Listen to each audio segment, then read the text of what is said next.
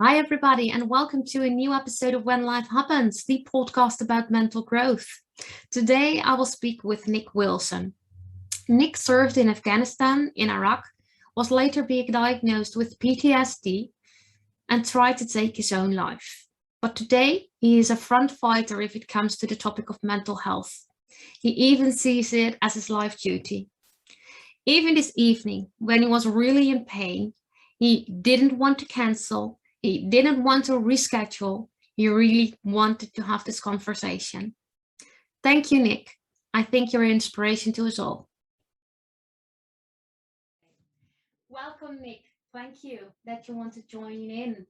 At the moment, you're not feeling well. It's also part of your life narrative. And I asked you to join the podcast actually because I saw a lot of your work on your LinkedIn. And I think you're the person who can tell more about it. So please share your story with us. Okay, I'll try and make it a little bit shorter for you all so no one falls asleep. So I'm an Army veteran. I served 14 years in the British Army and deployed on multiple deployments around the globe, including Northern Ireland, Kosovo, Iraq, and Afghanistan. Mm-hmm. And then I was forced to leave 8 years ago through a spinal injury that I gained from my time. And that's why I'm laid up at the moment, because I have 7 prolapsed discs in my spine, resulting in my managing chronic pain every day. And it's been a long 2-3 weeks with Afghan being in the news and everything, and I've done a lot of media talks and stuff. And yeah, when my mental health declines, then my pain levels tend to increase. Yeah. Which is why I'm laid up at the moment. But I on leaving the army, I started up a chauffeur business and I turned it into a £250,000 company in 2 years, which is really good. But then year 3, I experienced complete burnout and mental breakdown and attempted suicide. It was 5 years ago in summer. And during my recovery process, I suppose I'm still in my journey of recovery at the moment, but I identified that my purpose in life was to help individuals to better manage their own mental well-being. And not only was it a passion, mental health passion, it was also my purpose in life. And so I really wanted to follow that, but I hadn't got it all worked out initially. So I started a mental health consultancy and started delivering mental health training until my physical disability got worse, and I ended up being diagnosed with fibromyalgia at the beginning of 2020. And so I decided at that point that I need to step down from being a director of a business. And so I sold my mental health consultancy and I founded a men's support group called Talk Mental Health. And we've been going now for 14 months. And it's been extremely challenging, but the rewards of helping people is what saw me through COVID. 2020 was, I was in the best place that I had been for a long time actually in 2020, but it was this year, from February, March time, that I declined quite a lot, and I ended up being in crisis again in April, and I was asking for help, and my local mental health services weren't giving me the help, and just out of sheer frustration I became suicidal again and having suicidal thoughts. And that was this year again. Pardon, sorry? That was this year again. Yeah, that was April this year. And I still get them. I've been having them today, and it's not through a desire to want to die. It's more out of sheer frustration, and The But I support think I that's need. that's a really significant part that you're saying right now, just in between. It's not wanting to die, it's frustration. Because I think a lot of people don't understand or misunderstand attempting suicides. Yeah, exactly. You know, the majority of people, they don't actually want to die. It's they're either in a lot of pain, mentally, emotionally, or physically. You know, and for me, that is it for me. You know, being in pain, serious amounts of debilitating chronic pain, day in, day out, is extremely tiring. And when you combine that with my complex post-traumatic stress disorder that I've also got, and depression, it just all becomes too much, you know, and you just wake up in the morning and think, what's the point? And when you do ask for help, and this isn't across, obviously this isn't across the board, it depends. In the UK, it depends region to region how good the support is. But where I live currently, it's not great, you know, and when you're not getting the support even from the professional mental health services, it just, you're driven to the point where you think, well, I might as well overdose, or I might as well do something, even if it's just to get their attention. I know if I put my What is life at risk. needed at this point for people who are in that situation, like yourself? A lot of the time people kind of want to be listened to. You know, they don't want someone to fix them. You know, they don't want someone to take control. They want to feel validated. They want to feel heard, and they want to feel that there's support out there, and that whether it's from an individual personally, or whether it's from your mental health support services professionally, that someone's there and they're going to help you get through. But when, especially professional services, when they aren't responding to you, and so when you can't even get help from local professional mental health support services, you then, you know, that whole thought process of what's the flipping point. No one's listening to me, I'm not being heard, you know, they're not thinking that I'm serious.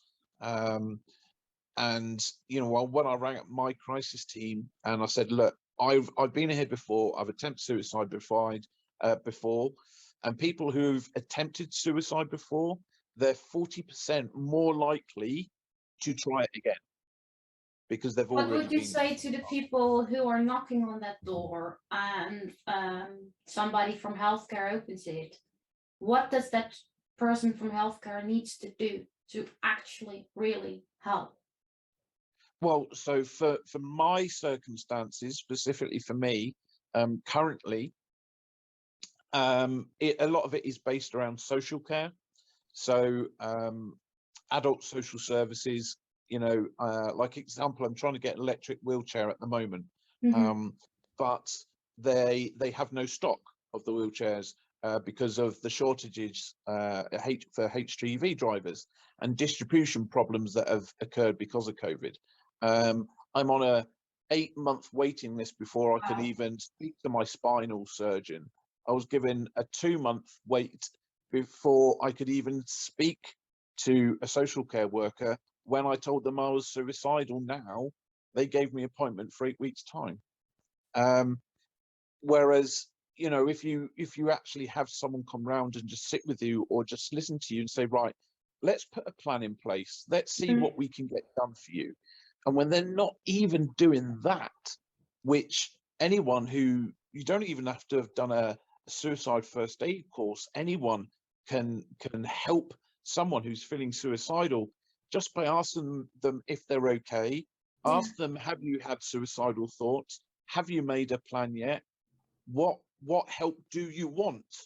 You know, what do you expect from us? And just listen and just see what they've got to say. Predominantly, it does come back down to this social services, you know, whether they feel lonely, whether there's problems with finance, with job, with housing, with relationships. A very small percentage are actually at psychosis level. so the more extreme levels of mental illness. Predominantly the factors which have created this crisis position for an individual to be in are more societal and social factors. Yeah. Now, I think also, and then correct me if I'm wrong, people want to understand a lot, but don't actually understand the opposite. We can listen, but we are not the one who sits across the table, right? Yeah, exactly. You've got to know your limits. You know, within the support group, we say we are not counsellors. You know, Exactly. to be a counsellor, that's a 4-year training to be a counsellor. You know, psychiatrists and psychologists do even longer. So let's not try to be that. And you'll find predominantly a lot of the time with, let's say, basic poor mental health issues, so not traumatic, but the basic poor mental health issues, really anyone with some common sense, a basic knowledge and a basic understanding with some empathy, they can really help somebody who's having suicidal thoughts. They really can. It can make a massive difference. But you know, don't try to cross over to the other line. Don't try and fix somebody. Don't try and do too much. Stick to your lane. Let the professionals do their bit. And ultimately, if you really want to help someone who's struggling with suicidal thoughts, you could be an advocate for them. So you could help them to attend appointments. You can keep them, you could be their accountability buddy. You know, so have you made that plan yet? No, I haven't. Well, you know, gotta get on with that now. Come on, sort yourself out.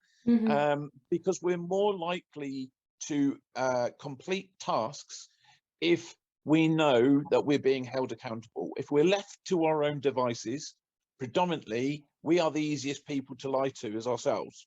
Yeah. You know, so whereas if, like, I've got an accountability partner, Pete, so if he sets me a task and I don't do it, I've then got to face him. So I'll either hide under my covers and not come out when I know I haven't done it, or that will be the driver to make sure I done it, because I go, I can't face him and tell him I haven't done it. So I'm going to have to do it. Is there a lot of shame when you need to go, when you did an attempt and you want to reach out for help? Is the part of shame holding you back? There's an element of that. Yeah. You know, toxic masculinity has a lot to answer for. And when I say that, predominantly people think straight away of males, but it's not. You can, you know, it's non-gender specific. Let's be honest, you know, females have had to quash so much of who they are just to try and fit into male dominant roles, you know. So if you're crying, you know, oh, bloody hell, woman, what you crying at? Oh, there's female showing her emotions again.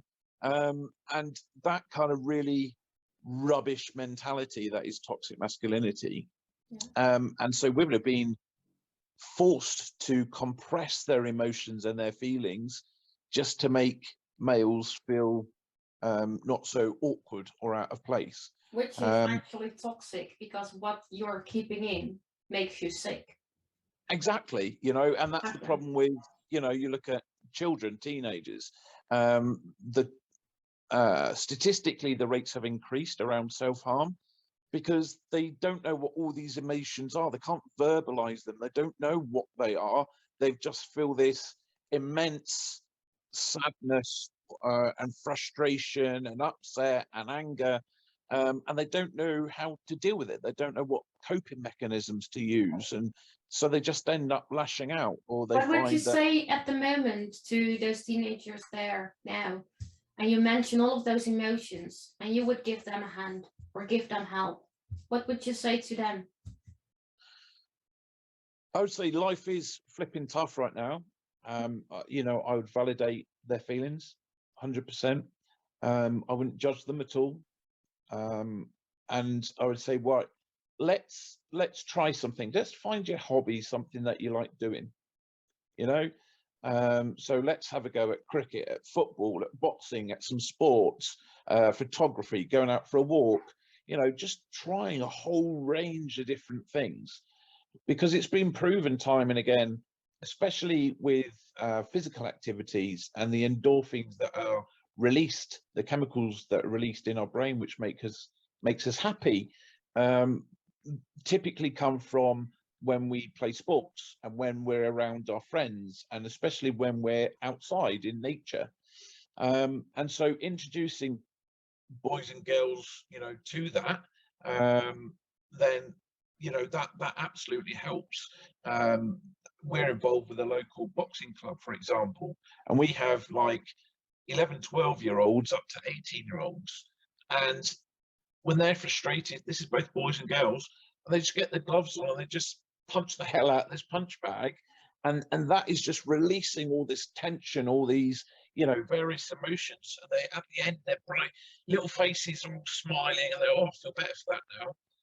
That's what I'd say, you know, which is exactly the same for adults, which is find something you enjoy doing, regardless. And as long as it is healthy, safe, and legal, try everything at least once. Yeah. We are ending up, actually, we start at the ending of your story, your intro, because you also told me that you were in Afghanistan. Okay, well, sorry? You were also told us that you were in Afghanistan. Yes, yes. Can you tell us a little bit more about your role over there, and tell us what we see things on television, we form an opinion, but we weren't there. You know, Afghan is a difficult one, for so many reasons. When I was in Iraq was my war, if you like. And that's where I was more heavily involved. When I went out to Afghanistan, I was in a training role. Mm-hmm. So we were providing weapons and tactics training. So we were involved heavily in that and not so much out in the warfighting role. And I lost many brethren, both during Afghanistan whilst on tour, and also afterwards, some years afterwards, when they've taken their own lives. And it's really difficult. Why are people, what is the main reason you think that they took their lives? There's no one kind of reason for that. I'd there's an element of that whole toxic masculinity where stereotypically guys don't ask for help until they're in crisis, until things are too bad and they've got no option. So they leave it until that point. In the UK, we've just started a new mental health service for veterans called Op Courage, Mm-hmm. which is absolutely brilliant, but it only launched this year. So there hasn't been the support. So lack of support, lack of the right support, shall we say. The impact of toxic masculinity, Mm-hmm. on, you know, on veterans actually asking for help, accepting help in the first place, and the loneliness that you get when you transition from the military back into society. That's a real heavy part, because I hear that a lot. Going back, that you're standing alone in a world that nobody understands you. Yeah, absolutely. You know, all the way down to terminology on things. And you know, three of the biggest causes for depression are down to an individual losing their purpose, meaning, and identity.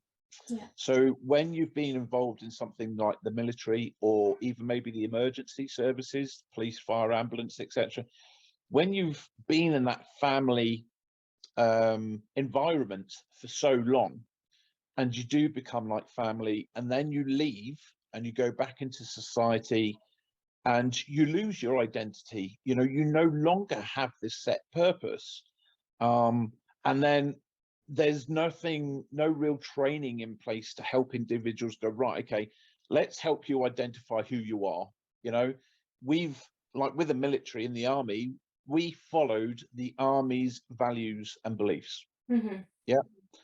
So you had 6 values, and you lived, ate, fought, died by these values. But when you leave, you're then, well, what are my values? What do I believe in? We even fought for the government of the state, for crying out loud. So not really even having an opinion on politics as such. Would you say you were constitutionalized? You could say that. There's an element of that. Yeah, absolutely. Beyond the wire, they were civvies. Yeah. You don't have anything to do with civvies. And that can be a really difficult conversation to have, and we've got to own that. That's completely the wrong mentality, So what is a way to find your own values when you got back? Actually, funny enough, I developed one of our workshops called the Self-Management Workshop, which is made out of 3 modules of self-awareness, self-care, and self-help. Self-awareness is exactly what it says on the tin, which is helping an individual to identify who they are. You are not your name, you are not your career, you are not your partner, your kids, your house. That's not who you are as an individual. Who you are is your beliefs, your values, your strengths, your weaknesses, your purpose, meaning, and identity, your hobbies, your likes, your dislikes. All of this makes up the amazing, unique individual that you are. But if you don't even know who you are as an individual, then how can you possibly help yourself when it comes to poor mental health? How can you identify when your mental health declines? So who one are of the you biggest things at the moment? Pardon? When you came back and you found yourself, who are you? Who is Nick Wilson now? Yeah, and I didn't know that. It wasn't until I've been out 4 years, I think it was, until I actually identified my purpose. And it was a game changer. And how did you identify your purpose in life? Through a 2-minute conversation in the gents' toilets, believe it or not. Wow. Yeah. It's amazing what happens in those places, and tell you. So, tell us about those 2 minutes. Best 2 minutes of my life, I can tell you. That's another story. So it was a guy that I have loads of respect for, a guy called Jeff McDonald, who's heavily involved in mental health and has been a mental health campaigner and talking about his time with depression. He would be a great guest for your show. He's absolutely a true gentleman, and I'll more than happily introduce you to him. That will be great. And I was at a mental health event called Not a Red Card. And it was a project that's set up within sports, saying it's not a red card to talk about your mental health. So that's the kind of thing that they were doing. And it was at the famous Twickenham Rugby Club in London at the stadium. Mm-hmm. And I went to the toilet, and basically Jeff was in there, and we just finished this small table workshop type thing amongst a room full of 200 high-flying corporate business types, and there's little old me from the military, and I spoke to him, and he said, "You've got a lot of value and belief, you know that, don't you?" I was like, "Well, no, not really. I don't see that as such." And he said, "Honestly, what you've got, you need to take it out to people. You need to start speaking and sharing your truth and embrace what your truth is." And that was basically all he said. It was nothing really in depth. And I just came away, I was just so in awe of this guy generally, and hearing him talk and just how he is, for him to say to me, "You've got value, you've got worth." It's just like, wow, okay, well, let's do something about this. I've always been someone who likes to help other people. I've always been that way. And don't get me wrong, it's also helped me through my journey of recovery, Mm-hmm. because you know, doing things like this, it does help me, which is why I was so determined to speak to you tonight. Yeah, because you really wanted to speak to me. You are for the people who are watching, listening at the moment, really in pain. And I said to you, please just rest first. Your health goes first. And you said, no, I want to do this, Simone. I want to do this. So you were really determined to get in touch and really to make this podcast happen, even though you're in pain. Typical stubborn man, I suppose you could say, in a way. But it means that much to me. And so I took that forward and I thought, do you know what? If I can reframe all of my negative experiences, it will make them worthwhile. So all the rubbish that I've been through, you know, the suicide attempt, the addiction to prescribed drugs and legal opiates and self-harming and all these kind of things that I've been through, I now help people to better understand. And the public speaking I do and all the other things is all about educating and empowering individuals to better manage themselves. And when you get the messages back from people who say, it was amazing talk, thanks so much, you opened my eyes, or you helped me with, gave me the knowledge that I needed to be able to speak to my partner, or you've really changed my life. Things like this is like, if I could live off that and I didn't need money, I could trade them in. That's all I would do. I wouldn't charge anyone anything. But obviously we need the old pennies, don't we? But it means so much to me to be able to help other people. And I think if only I had somebody like me when, you know, 5-6 years ago, then I'd like to think that I wouldn't have even got to be in that as low as that point of feeling that there were no other options. There are no other choices, and there is no other way out other than taking my life.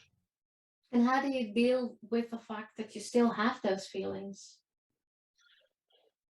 It's frustrating, you know. I talk a lot about it's called regression. Basically, it's going backwards effectively, and you regress. But well, you would, yes, you would. Sorry, of course you do. But I'm trying to accept it's part of your recovery journey. You know, sometimes you can go 2 steps forward, 3 steps back. But if you try to embrace that, and if you try to learn from that, you know, what has happened which has made me go backwards.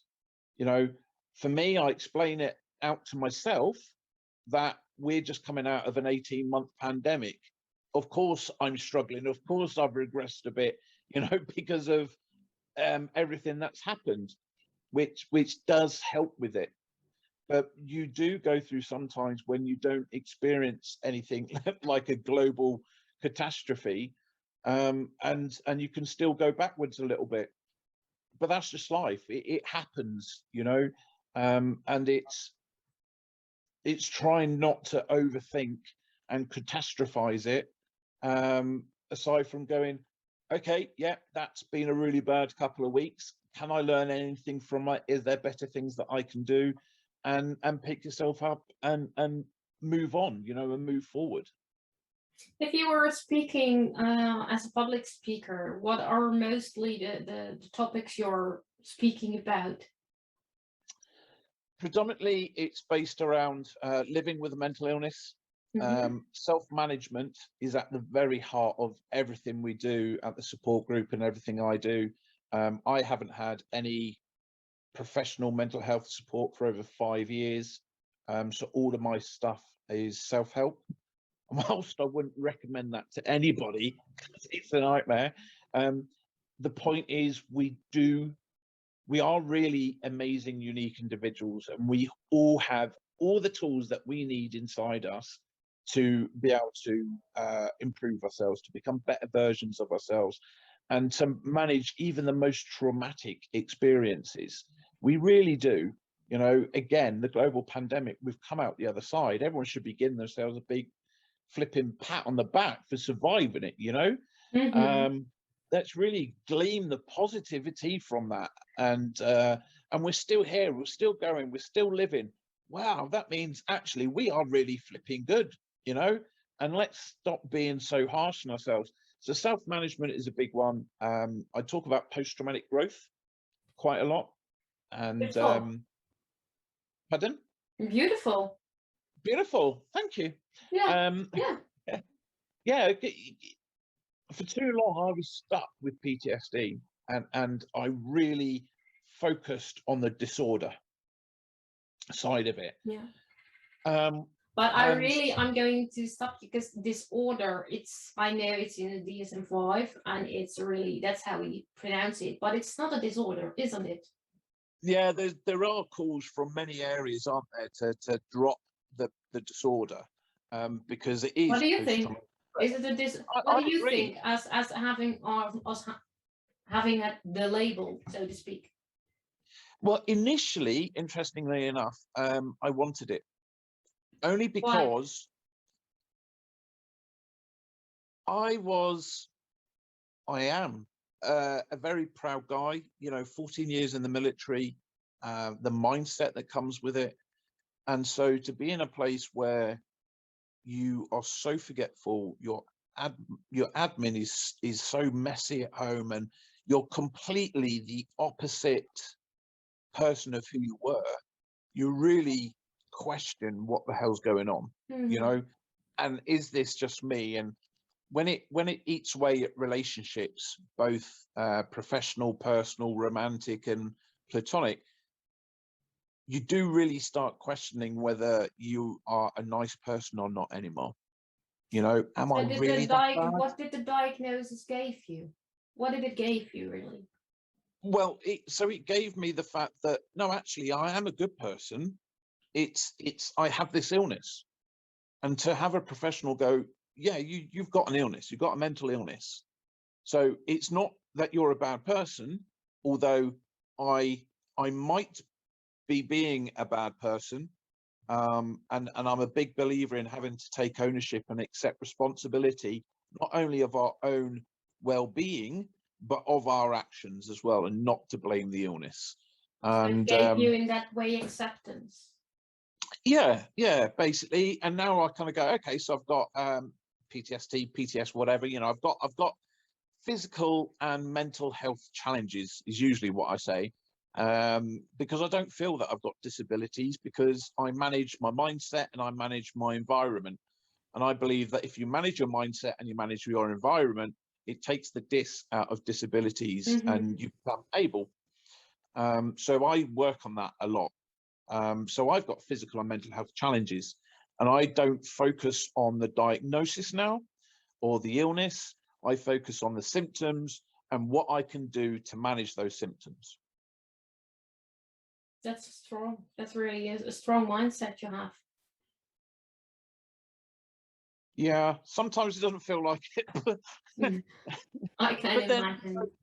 I wouldn't be, I honestly feel, especially after being failed so dramatically, horrendously by local mental health services, if I didn't have this mindset, if I didn't have all this knowledge and experience that I've got, I really don't think I'd be here today. I honestly, truly think I would be a suicide statistic by now. But the knowledge, the confidence that I've got from having the knowledge, having the experiences, having the skills and qualifications, I know what I've got can take me out of pretty much any situation. Yeah. It doesn't stop it being difficult. It doesn't stop your mind from traveling into other ways and catastrophizing and ruminating and all these kind of things. And it doesn't stop things from happening, but it does give you the tools, the confidence to enable you, to empower you to be able to manage things from there. And, you know, when I have a bad day or a bad weekend like now, then you go, okay, it's a bad weekend, with it pain wise or mentally wise. And that's why with the interview, I was like, no, we're doing it. And it almost won, but the point is it didn't. It didn't, because we're talking now. Yes, exactly. And now I'm so glad that I faced that fear and I pushed through it, you know.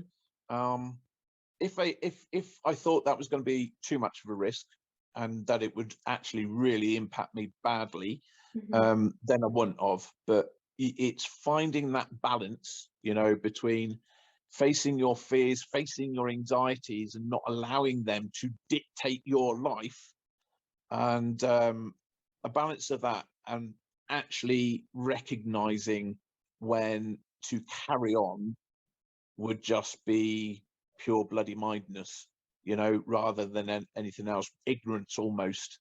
So it's difficult. It is a balance, like anything in life, really. Yeah, it's a struggle, it's a fight sometimes, but that's life. You know, it's like anything. We can look at life, we can look at challenges or scenarios and situations, and we could look at it negatively, or we can look at it as an opportunity to learn. And then regardless of the outcome, if you fail, if you make a mistake, embrace that. As long as you learn from it and you change your actions the next time round, then it's not a failure. I think that is a really nice sentence to close off with. Just, yeah, use all the things, the mistakes you make as a learning progress. Yeah, exactly. Absolutely. We're all a work in progress, and we need to embrace life. And if we decide to live, you know, if you want to live life, then live it. Stop just treading water and dilly-dallying around. Have some purpose, have some passion, have goals, and go out and live your life and achieve things. I think you achieved a lot by saying this. So thank you very much. It's a pleasure. Thanks ever so much for having me on.